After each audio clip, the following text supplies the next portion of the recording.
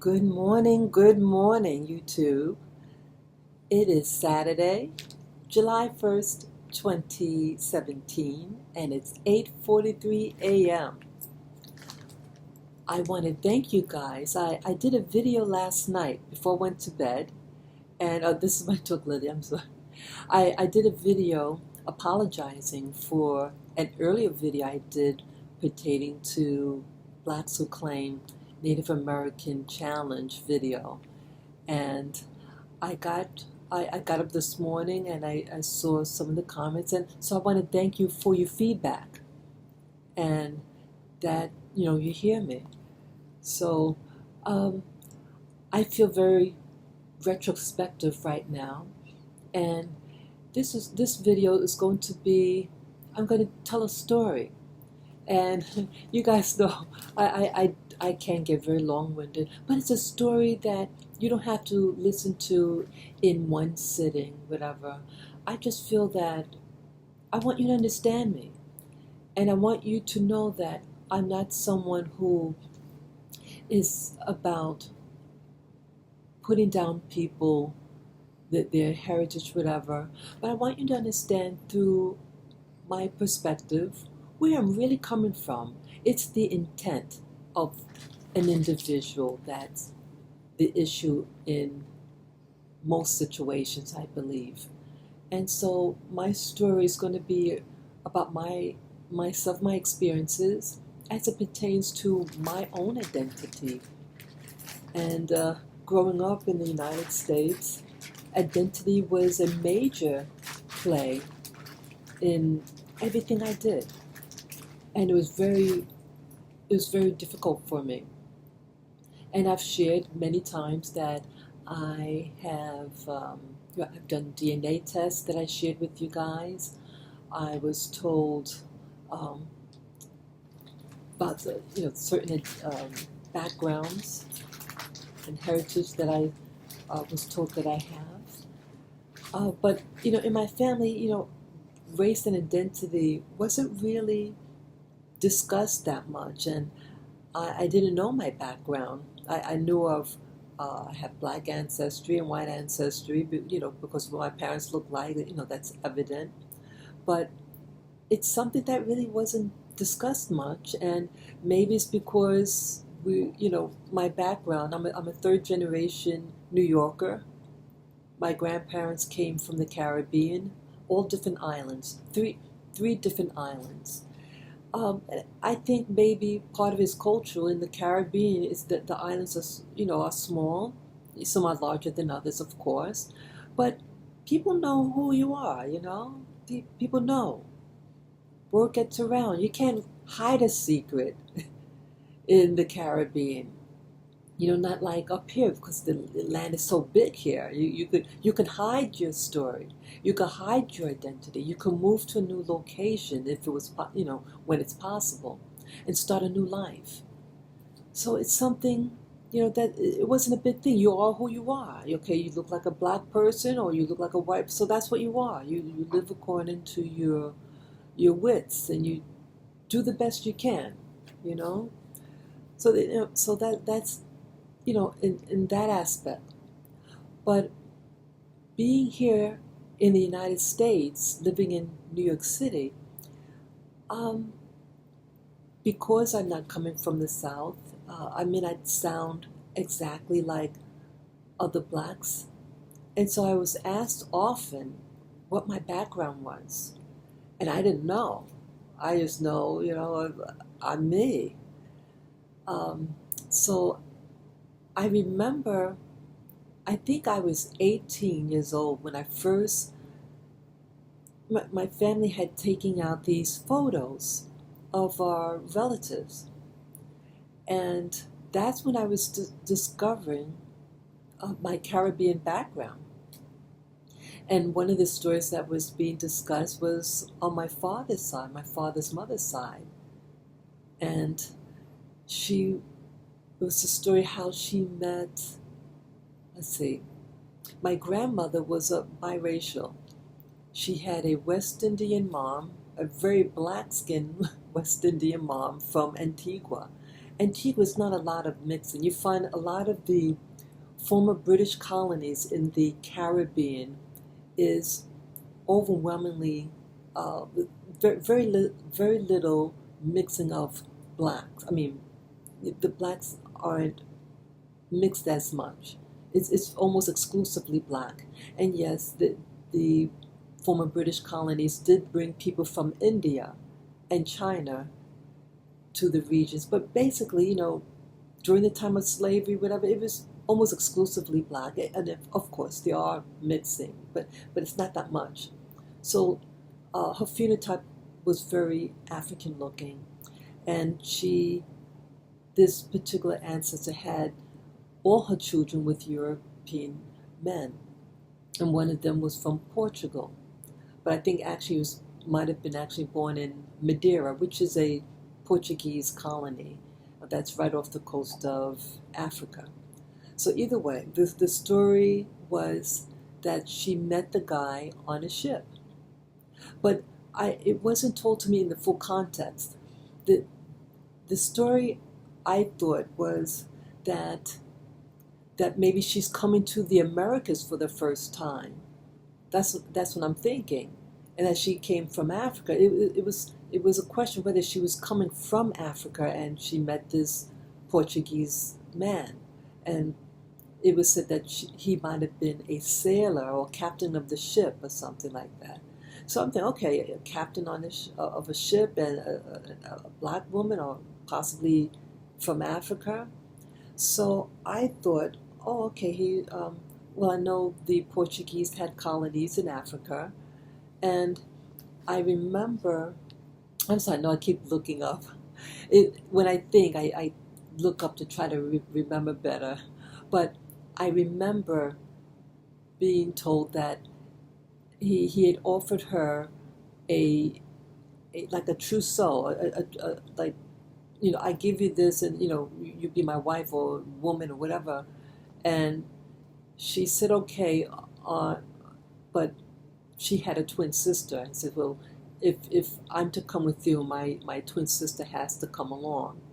And so the agreement was made. So this was new, and I'm thinking, okay, she's probably from, maybe she's from Africa. So maybe, okay, where did the Portuguese have a colony? Okay, they had a colony in Mozambique, and they also had one in Angola. So I'm thinking, okay, maybe that's my identity, my true identity. But it turns out that wasn't the case. He had traveled. He was a merchant, and he came to the Caribbean as a child with his family, and so probably on one of his trips back to Europe, back in those days, this is in the late 1800s, and people they didn't have planes back then, so people traveled by ship, and he would go to Lisbon to get supplies, things that he could sell, and bring them back to the Caribbean and sell his wares. And probably in one of those trips, and people, maybe my ancestor, the one from the islands, maybe she was visiting another island or whatever, who knows, but she's on this ship, and they met up, and she had about 5 children with this individual. So I remember on one occasion, this is in, let's see, I might have been 19 or 20 at that time, when I was being asked about my identity. It was at a job site. I'm new in the job market, and a woman asked, "Oh, you're very different. What's your background?" And I said, "Oh, well, I told her the story that a Portuguese background, and an African woman, possibly from Angola or Mozambique." I was telling the people, and it was going on, and it was enough for the person to, they said, "Oh, okay, I understand, why you might look or talk the way you do." I was sincere, but this is what I thought. But again, she this ancestor of mine, she was a Caribbean woman, and uh, she's on a boat. Maybe she's visiting other family on different islands, whatever. But um, she, of course, her ancient ancestry probably was, in West Africa, like many blacks in the Caribbean and Central and South America and North America. So that was like the first um, instance about explaining my heritage, and I wasn't accurate. But according to the pieces that I had, I created a story that seemed like maybe this was what happened, but it was not accurate, and it didn't mean that something like that couldn't happen to someone else, but in my story it wasn't, you know. So sometimes when people are relaying stories, they relay bits and pieces, and we try to put explanations in the middle. And then as we get more information, they say, oh, okay, that's what happened. Okay, And then, you tell, you can share the what you learned with your family. Just like when I did my DNA, I shared the results with my family members. So that's my first story, and I hope it made sense to you. And then I want to share another story that I used to live in Hawaii, and I met a very interesting individual there. One thing about Hawaii, you meet. I went there strictly for economic reasons, and I had to leave New York because I worked. The work was 20 years. I left in 98. Yeah, 1998. And the economy was awful in New York, and I couldn't find work in any of the work I used to do.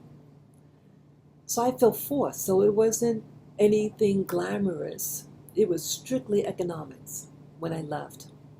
But it seemed like when I got down there that spiritual spiritual awakenings I was going through.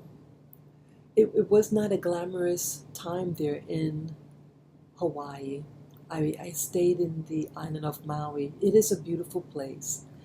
And one thing I share right up front, that Hawaii doesn't have a lot of blacks, well, American blacks. It does have Puerto Ricans there. What else? It's overwhelmingly Asian. And of course, you have the indigenous Hawaiians that live there as well, but there are not many indigenous Hawaiians there, not that many, but it's overwhelmingly Asian, East Asian in background. It's socially it's friendly, but for economics, if you're black, you're really not wanted there. I'm just going to be real about that. But again, this video is not about economics. But economics is always an issue in life. But I just felt to let you know up front. But I met an individual. I'm not going to give her name, and some of the stories about her, I'm going to change a little bit because to protect the person's identity. That's what I'm getting at. She was middle-aged woman. She looked very young for her age. She was in her 50s actually, but she looked good for her age. I thought she was in her 30s.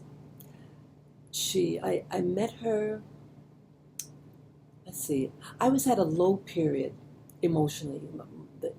The economy. I had lost work, and I was in debt. I mean, I was paying my bills and everything, but to feel like you're struggling financially, it's a horrible feeling. And I'm one of those people. I like to pay my bills. I don't believe in partying. I believe in paying my bills. And if anything is left over after paying my responsibilities, you could get it by a little treat, a little something to eat, whatever, your favorite, treat food. But either way, I so I'm not feeling good about myself, and I go to one of the parks there, and the parks had like benches so you can have picnic, and I met this woman. She was a black woman from the mainland, from the east, from New York, where I'm from, and at this time, Hawaii didn't have that many blacks there, and I wanted to find someone who I could socialize with, another black person. It's really something. I never would have thought I would be interested in really fellowshipping with other blacks, but when you realize how much you miss someone when you're away from them. That's what I'm getting at. And when you're alone and there's no one there that you could really relate to or who could relate to you, you start to really seek out.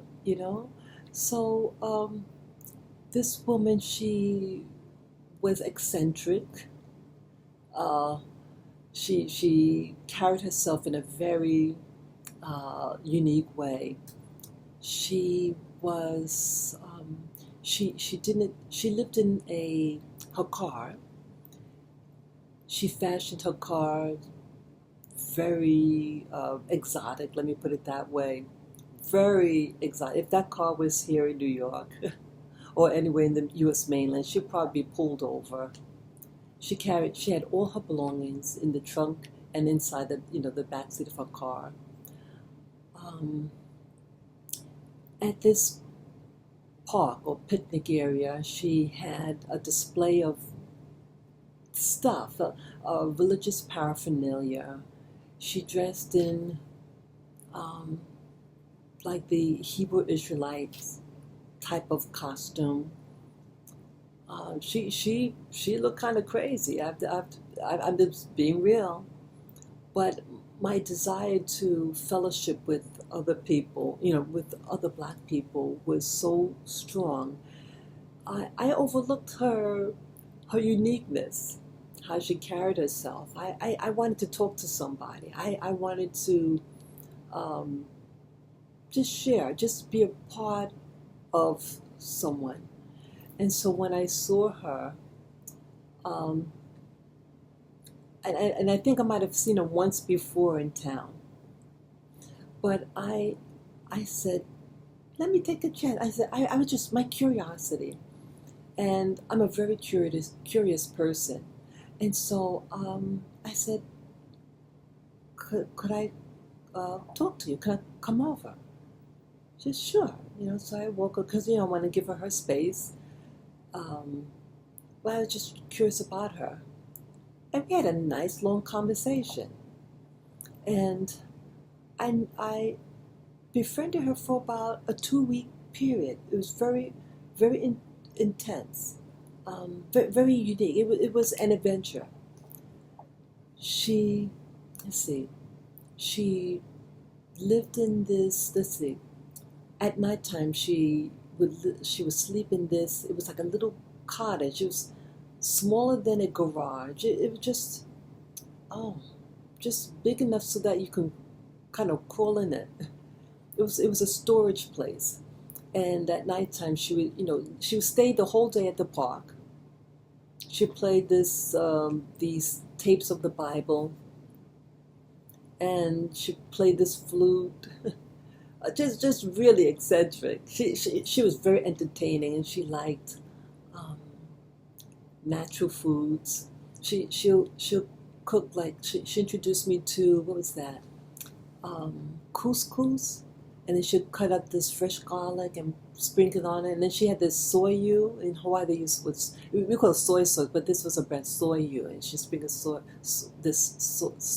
sauce on top, and it tastes wonderful.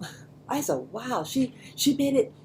It was so exciting to the palate.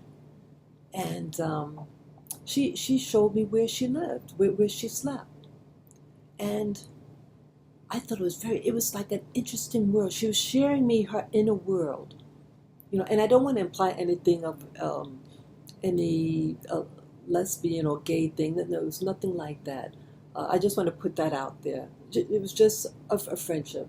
She she was just very interesting. And at this time, like when you feel like you've lost everything, at that time in my life, I was on the fringe. I lost everything. I lost all my belongings. I felt abandoned. I felt destitute, and I said, I have nothing to really lose. This, you know, I'm already on the bottom. So I said, this is a new experience for me. Let me just go with it. So she shared that how she let's see how she lives in a car, and then at night she sleeps in this place, and then she gets donations. She plays a little flute, so she's winging it. And she says, that she never wants to do. She doesn't want to own an apartment or a house again. She wants to live off, by her wits, and live in a car and just do whatever she feels like. And how I felt at that time for myself, I said, wow, I was just captivated by her story. And I was tempted. I have to admit, I wanted to live by my wits. I said, I got this Ford truck. I said, I want to do the same thing. I said, I want to live off of my wits, whatever. I think she might have also got a Social Security. I'm not sure, some disability. I'm not sure. But I knew she had some monies coming in from somewhere. What else? It was just fun, and people would approach her, and she would play her flute and do. She had her whole shtick, her whole routine to people, passerbyers, and it was funny. She was just hilarious. What else? But some people didn't like her. Like I thought what was bad, what happened to her, that she was very clean. Even though she's homeless, no, she didn't say homeless, she would say that she's houseless. She didn't have a house to live in, but she lived in her car, and, she did her own thing. So she was neat and very clean, and at the end of the day, at the park, she would take all her belongings, she would clean off everything, spotless, as if she was never there. And then she'd go in her car, whatever, go where she wants to go. But some of the local people there were hostile. They had brought a person by they were complaining.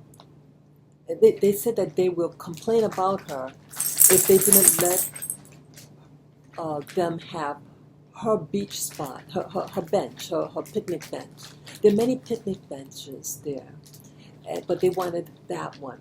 They said, "Oh, we saw you here a couple of times. Or you're probably homeless. I'm going to tell on you that you're staying here, and because we want this spot."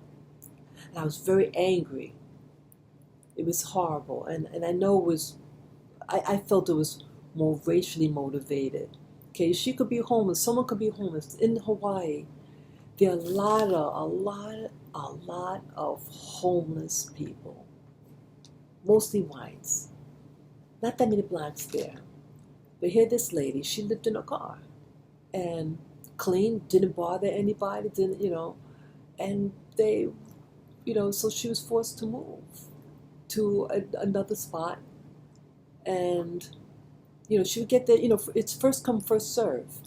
So that when the park opens, she'd come in like everybody else, get her spot, at the bench, just like everybody else. But because she's black, and they're biased against her, and they did that to her. So that I'm on her defense, that wasn't right what they did to her. So where this is going in this story. So she's an interesting girl. She did share with me her story from Like I asked her, where's she from? You know, not that like I care what someone's nationality or race. You know, I'm not into that. But you know, you're meeting someone, we're in another part of the world, um, and I say, where you from? I'm thinking, you know, what part of town you're from. Now, that's what I'm thinking. I'm not trying to get in her business, you know, but just basic stuff because we're talking. We've talked for hours, and I was just, you know, ask her where she's from, and she says, "Oh well, I was born on a ship." I said, "Oh, okay. So where your family from?" Oh well, it was always another excuse. She didn't want, like she'd say that the ship was in international waters. I said, "Well, the ship come from somewhere, you know, where do we, you know?" And it was another story. She didn't want people to know where she's from, but she is from New York. She she let's see. She said her family, that her mother was supposed to be an Ethiopian Jew. I said, okay, you know. And she lived, she had such a game going. She had convinced the, what do you call it, the Israeli authorities and had a Jewish agency finance her trip to get repatriated to Israel. And she even got in a book. She showed me the book. She met some guy there who was had a book, and the author wanted to include all different types of Jewish people, and so they had her in the book. She showed me, and I thought that it was mocking her. She was playing an instrument in the photo, and there were two Ashkenazi children mocking her, pointing and laughing at her. And I didn't like that, you know. There are all types of people there in Israel, and that's the only picture that you can find of a black person, or, you know, phenotypically looking black, and mocking them. So I didn't like that. Um, Either way, she said that you know, I gather she had a breakdown early in life. She used to be married, and there was some type of custody thing, and she said the husband did something against her. Um, how does that go? Something happened in the relationship, and he had money, and he took custody of their children. And she was saying that how the children actually looked like me. But she started crying, and I know at least part of the story was true. I believe that yes, she had children, and they were taken away from her. That, yeah, I could believe that. Um, she had a good job, and she had a shop in New York City. She had her own little business that she was trying to start, and somebody, you know, she lost it all. I felt badly for her. I, you know, one thing about her with her identity, trying to stick with this video, she she didn't she kept changing her story about her identity, and at that time in my life, I was very open to what anybody told me.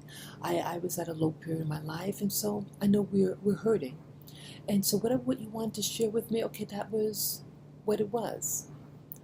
Um, so she would say that first she'd say that she's uh,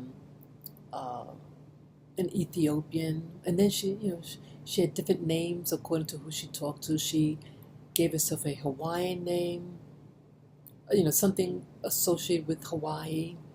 So one minute she's Hawaiian, and then another minute she's an Ethiopian Jew, and then another minute, you know, she's not born anywhere. She's born on a ship, but it was in international waters, so she's of no nationality. She didn't want to say where her parents are from. You know, it was just one of those things. But I said, you know, I just want to adventure and just have fun with this person, and, you know, well, that's what it was. It was always another story, and how she was able to convince people to give her um, substance, money or food. Um, I like how she lived off, you know, by her wits. And I remember I wanted to do, I was tempted to do the same thing. I said, wow, just screw society and just live off the land. Hawaii is nice. There's a lot of places you could kind of camp in.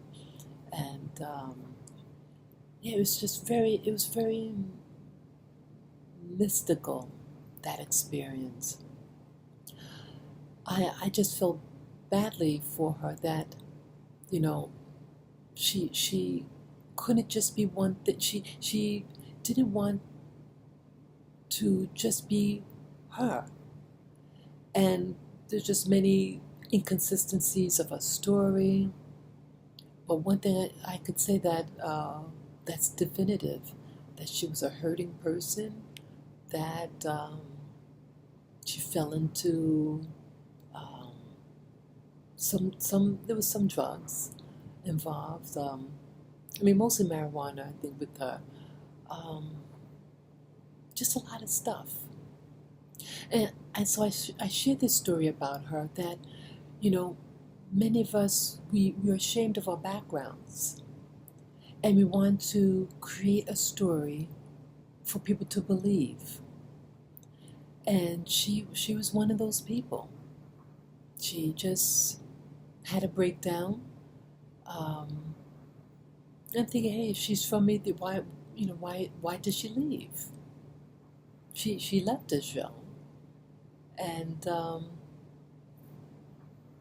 she wore the Hebrew. She wore the garb that the men wear in New York City. The Hebrew Israelite men, she wore their outfits. So I said, well, okay, she's from Ethiopia. Why is she wearing Ethiopian stuff? But either way, we say so many things. And what I learned from that experience with her, well, we had a falling out. And her true essence of what she was about, she had a lot of anger. And she said something out of line to a person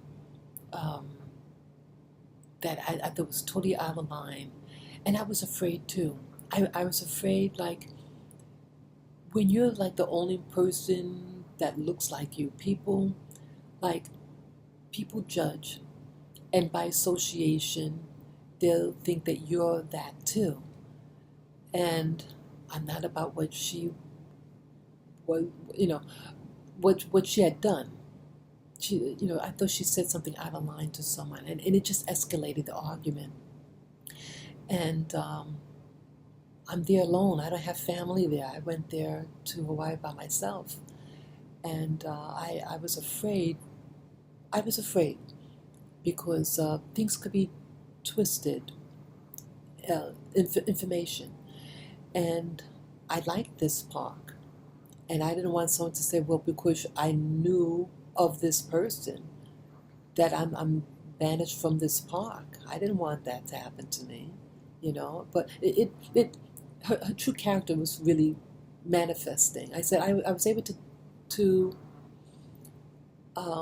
accept her, what she wanted people to believe about her ancestry and stuff. That was nothing to me. But other thing about your character, and that had surfaced, and I felt for my safety that I ended the friendship. But it was just a learning experience. When you're out in the middle of nowhere, what do you tell people? What do you do? How do you survive? So I'm thinking with people like this woman, that you do. I guess she did the best she could. But I feel for myself that all the experience that I learned from her, and myself, my own personal experiences, that you carry yourself wherever you go in life. And people are going to believe what they want to believe about you, about your heritage or your character, whatever. And so it's teaching me to accept myself. You can live off your wits. You can live in your car. You can have a life of adventure. That I like. But I am who I am. And I met people there in Hawaii who insisted that I was a Tahitian. And pointing my face, I know who you are. I never met this person in my life. And they're telling me I'm this nationality. It's amazing what people say and do to other people when they're in the middle of nowhere, when you're in an exotic environment, and how people treat people from other places. And in Hawaii, that since there's not a lot of black people there, and there's no support system. And I think that's why I was so keen on, I really wanted to keep our friendship.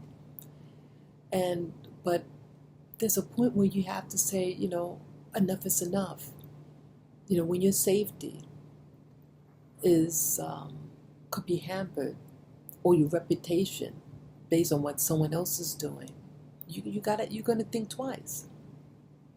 So I feel that the experience in Hawaii and not being around black people and trying to find friendships of people that you could identify with, I learned to, embrace it. Embrace you. If you're Ethiopian Jew, then you're Ethiopian Jew. If you're a black girl from Brooklyn and where she's from, you're a black girl from Brooklyn. And it's all good. If you're a native Hawaiian, then you're native Hawaiian. It doesn't matter. What matters is you accept yourself. And find out. When you get little bits of information, find out about yourself. What makes you tick? How to stand your ground so that no matter where you go, whether it's Maui, whether it's Europe or Latin America or Africa itself, and anywhere, you bring yourself and you represent yourself wherever you go in life. I believe, live in integrity about yourself. And I think when people see that you stand in your ground at who you are, people will respect it. They may not have to like you. Racism is. But at least I think they respect you enough to say, I'm me. I have this heritage, and it's all good. So I don't feel badly to say, yeah, I'm a black person from Queens, New York. I live in this city now. My grandparents are from the Caribbean. It's okay. You're okay. And like the video I did yesterday evening, that the apology that when apologies due, I felt I had to do an apology because my videos is not about attacking someone to have any background, whether it is Native American. I guess meeting this person that I met in Hawaii and seeing how she was getting consumed and she couldn't keep her story straight. And she suffered from mental illness. And I've met in my journey in life other women, other black women. And I was in the military. And I met a woman, I think she was a little older than me. She was an officer. She was an officer in the Air Force. Now the Air Force has even less black people. You're surrounded by whites. You're in an isolated area, in usually a white township. out in the middle of nowhere because there has to be a large Navy, Army, Air Force base, so you need a lot of land. And she had a mental breakdown. I could tell she was one of those intelligent, well-educated black women. She said that she would have been a really nice person. And they did something to her. And I had witnessed something happening to her. And when I saw it, and I was angry for her, and I said, it was like a reflex. I said it out of my mouth and said, you're trying to hurt her. Why are you trying to hurt her? Why are you doing this to her? The doctor got upset. I forget if I actually said it to the doctor or something. And then that person tried to mess me over and give me write me up. You have people who do bad things to black people, especially when you're outnumbered. She's just a woman, an educated woman. She was an officer. She's being processed out of the military. And there's no one there to give her support. And so I feel for the black community because there's no real social services to help us. They don't like you. They don't like smart black people. I'm not talking about a smarty pants. I'm not talking about that. But you have intelligent people who are goodly in heart and are just trying to move up the ladder, just trying to sustain themselves and make an honest living. And this was prevented her. Blacks are not liked in certain military branches, especially the Air Force. They use the N-word. They're not, the whites there in those towns, they use it against black people. And they mean it. They're not trying to sound cool. Yeah, they mean it. And she had a mental breakdown. And so I'm coming with this baggage, this experience. And so here now I'm in a place where there's a lot of black people. And we're hurting.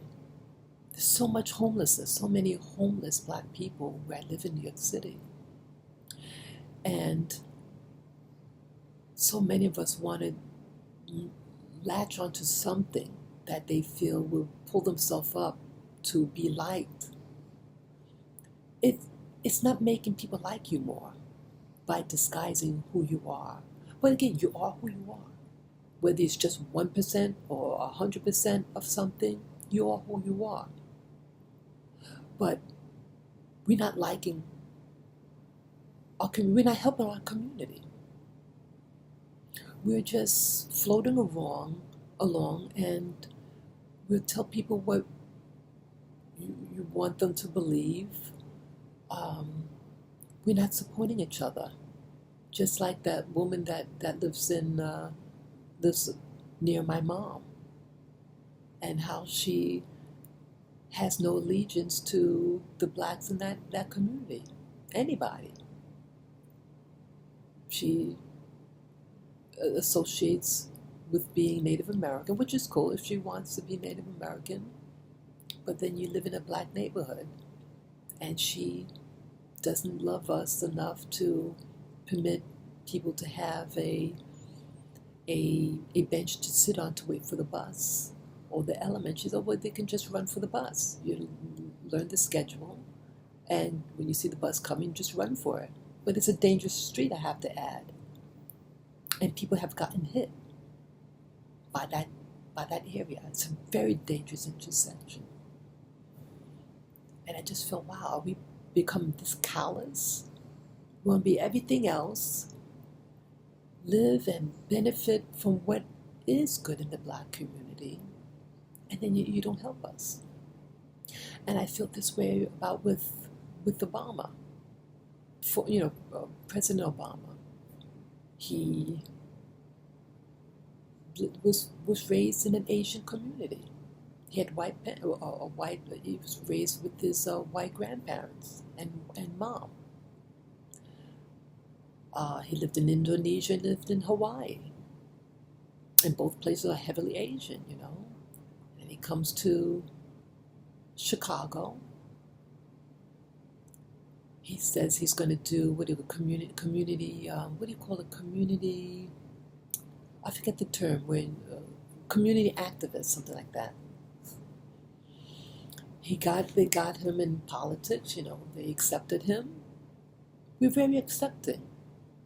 Blacks in America. We accept anybody who we think love us. And I learned that he didn't love us.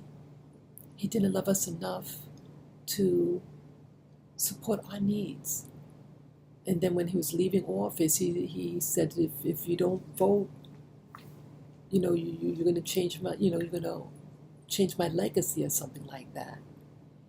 And scolding us if we really what he's saying, if we don't vote for Hillary, you know, he's going to turn his back on us. But I have to remind him, he already turned his back on us. He had 8 years. And I was upset. So again, like that woman that lives by my mom, and like people like Obama, that you have people, then, as I said, they look like you, talk like you, act like you, dress like you, live amongst you, but they do not support you. And they have contempt for you. Just wake up, black people, or whatever what you want to call yourself. Just wake up. Whoever is supposed to be serving you, no matter what they consider themselves, should represent you. In a nutshell, you need to be more selective who comes into your territory, your neighborhood, your school system. And they must represent the body of people there and serve your needs and care about you. That lady did not care about us. So that's really all that I got to say. I know it's all over the place. And I just want to be understood. I'm just seeing too many of us.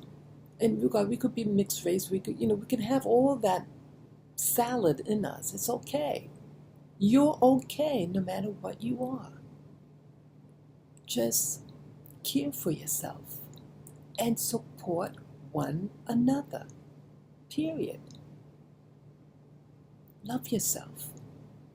I'm learning to love myself, to accept me for me.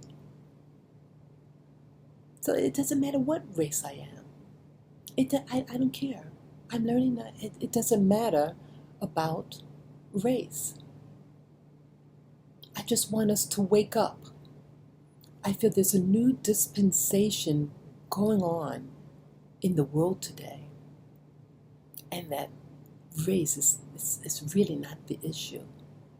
It's your spirit. And we're to learn lessons while we're here. I want us all to pass the test, to realize I think this is all one big illusion. And we're to learn from the different lessons, like the lesson I learned from the lady from Hawaii, the lesson I learned when I was in the military with the other black woman who lost her mind. All these other lessons. And we're in helter-skelter right now. We're becoming schizophrenic in our identity. So we're not grounded. We're not grounded because we're not stable up here. We have to get grounded in our identity, whatever what it is. And it's reflected in our community. Our community is not stable. It's dissolving. And I'm afraid for our safety. And that's my other motivation doing this video. I'm concerned. I'm genuinely concerned about our safety these days. please just be careful out there. And teach your children to love themselves. Teach them how to do things. Because I feel the time is happening now that we have to learn skills. We have to learn how to do things, how to make things with our hands, to protect ourselves, to be able to take care of our needs. So that's all that I have to say. And I know it's a long video, but again, this video is to watch in your own leisure. And yes, feel free to comment below and to share this video with your friends and family members. And you could subscribe to my channel, Spirit Journey. And I also have Facebook. And you can watch these videos on Facebook. And you can leave your comments there as well. And it's the same name, Spirit Journey, but it's 2 words. And you can give me the thumbs up. So peace and love to you guys. And again, I apologize for if I wasn't understood and if I offended anyone out there. It's not my intention. And I have love for you guys. I have love for all races, actually, because I think all of us really are in the same boat. But we just have different packaging. So take care, guys, and enjoy your weekend. Bye-bye.